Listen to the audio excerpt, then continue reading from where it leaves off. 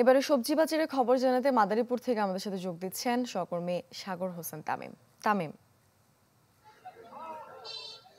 জি মুর্সনা, আসলে এই শীত আসার শুরু থেকেই কিন্তু শীতকালীন যে সবজি সেটিতে কিন্তু ভরে উঠেছে মাদারীপুরের বাজারগুলো।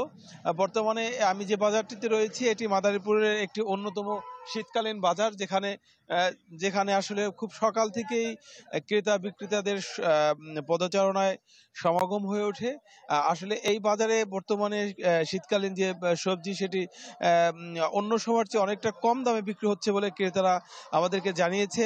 আমি যদি একটু বাজার দরটা বলতে চাই, অর্থাৎ এখন প্রতি কেজি ফুলকপি বাঁধাকপি বিক্রি হচ্ছে 15 থেকে 20 টাকা, সিম বিক্রি হচ্ছে 30 থেকে 40 টাকা, প্রতি কেজি আলু বিক্রি হচ্ছে 35 থেকে 40 টাকা, এবং কালি বিক্রি হচ্ছে 15 থেকে 20 টাকা।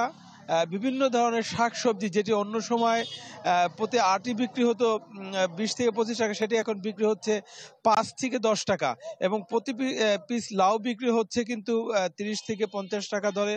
অর্থাৎ অন্য সময়ের চেয়ে শীতকালীন যে সবজি সেটিতে কিন্তু অনেকটাই কম দামে বিক্রি হচ্ছে বিক্রি হচ্ছে।